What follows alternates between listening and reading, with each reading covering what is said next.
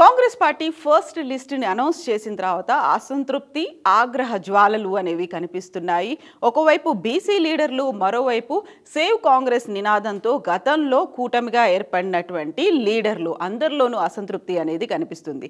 పొన్నాల లక్ష్మయ్య గతంలోనే తీవ్రమైనటువంటి కామెంట్లు చేశారు. కాంగ్రెస్ పార్టీ నుంచి వీడే ముందు తను చేసినటువంటి కామెంట్లపైన ఇప్పుడు కాంగ్రెస్ పార్టీలో విపరీతమైనటువంటి చర్చ కూడా జరుగుతోంది. ఓడిపోయే సీట్లనే బీసీలకు ఎందుకు కేటాయిస్తారు అనే దాంతో పాటుగా కాంగ్రెస్ పార్టీ ఎందువల్ల రెడ్డి కాంగ్రెస్గా మారిపోయింది అనేది, సీనియర్లను పట్టించుకోవట్లేదనేది, అదే నేపథ్యంలో ఈరోజు కీలకమైనటువంటి 4 లీడర్లు సమావేశమయ్యారు. మాజీ ఎంపీలు మధు యాష్కితో పాటుగా బలరాం నాయక్, సురేష్ షెట్కర్, సిరిసిల్ల రాజయ్య, ఈ 4 కలిసి మధు యాష్కి గౌడ్ ఇంట్లో సమావేశం అవడం ఇప్పుడు చర్చనీయాంశమైంది.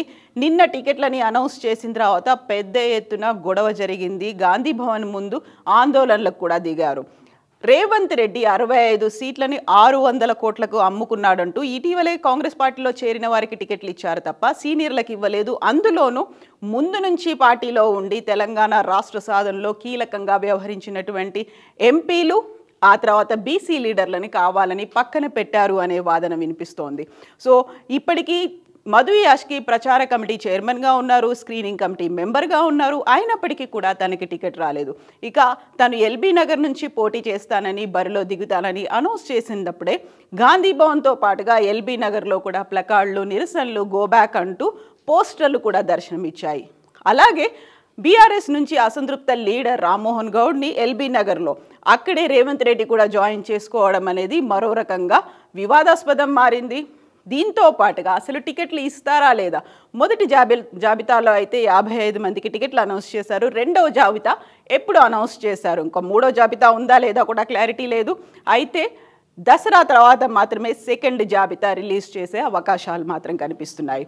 సో ఇప్పటికైతే అసంతృప్తి అనేది కనిపిస్తోంది. సీనియర్లు గతంలో సేవ్ కాంగ్రెస్ నినాదాలు చేసినటువంటి లీడర్లందరినీ పక్కన పెట్టారు. రేవంత్ రెడ్డి తను ఎవరినైతే కావాలనుకున్నాడో వెరీ రీసెంట్గా జాయిన్ అయిన వాళ్ళకే అందలం ఎక్కించే ప్రయత్నం చేస్తున్నాడు అనేది వినిపించింది.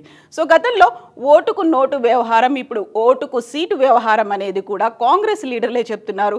ఉప్పల్ నుంచి టికెట్ ఆశించినటువంటి లక్ష్మారెడ్డి తీవ్రమైనటువంటి ఆవేదన వ్యక్తం చేశారు, రాజీనామా కూడా చేశారు. ఇక గద్వాల్లో కూడా అదే పరిస్థితి కనిపిస్తోంది. ముందు నుంచి కాంగ్రెస్ పార్టీని అంటి పెట్టుకొని ఉన్నటువంటి లీడర్లు, తెలంగాణ ఉద్యమంలో స్వయంగా అధిష్టానం మీదనే తిరగబడినటువంటి లీడర్లకి సైడ్ లైన్ చేశారు, వాళ్ళకి టికెట్లు కేటాయించలేదు. మరి ఇప్పుడే బీసీ లీడర్ పొన్నాల లక్ష్మయ్య బీఆర్ఎస్లో చేరుతున్నారు. ఈ నేపథ్యంలోనే మిగతా లీడర్ల పరిస్థితి ఏంటి, ఇదే పెద్ద క్వశ్చన్ మార్క్గా మారింది. At the same time Congress పార్టీలో ఉన్నటువంటి ఇంతమంది అసంతృప్తులని ఎలా కంపెన్సేట్ చేస్తారు, ఎలా పాసిఫై చేస్తారు. ఫోర్మెన్ కమిటీ అనేది జానారెడ్డి నేతృత్వంలో అయితే ఏర్పడింది. బట్ జానారెడ్డి ఏమైనా పిల్లి మెడలో గంట కట్టే ప్రయత్నం చేస్తారా, ఎదురు చూడాలి.